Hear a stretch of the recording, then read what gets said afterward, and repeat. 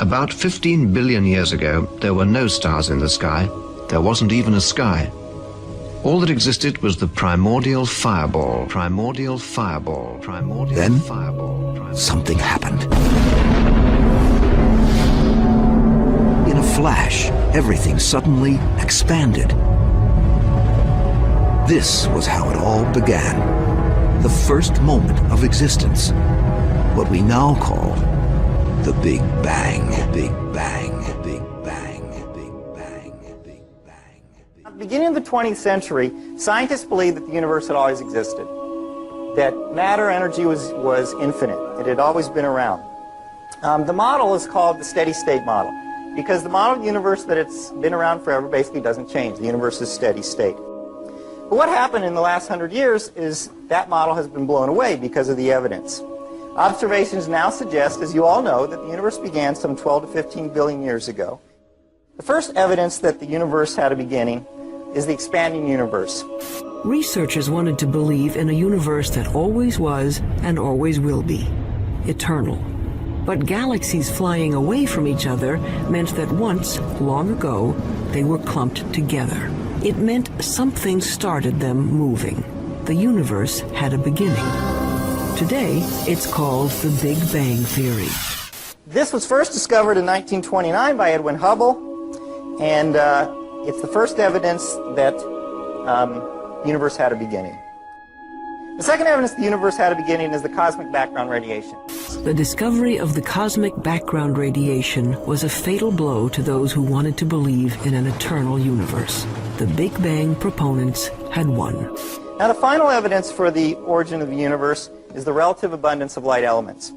It's very clear now that the universe had an origin, and scientists have become to accept this. In fact, the equations of general relativity that Einstein developed had an origin of the universe. When Einstein developed his equations of general relativity, they showed that there should be an expansion of the universe and an origin, and Einstein didn't like that. He added something called a cosmological constant, which he later realized was not there. When we saw that the universe was expanding, that there really was an origin, he threw out the cosmological constant. He said that that was the biggest mistake of his scientific career, was introducing that, was introducing that, was introducing that, was introducing that, was introducing that. But when this Big Bang model was first proposed in the early part of the 20th century, it was received with great skepticism by the scientific community. Because the scientific community knew that the Big Bang opened up the possibility of having a beginning and a creator and someone who began it.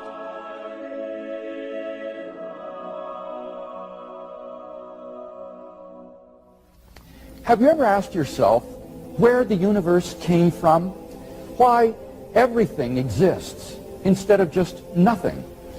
Typically, atheists have said that the universe is just eternal and uncaused. For example, Bertrand Russell, the famous atheist on a radio program, he said the universe is just there and that's all.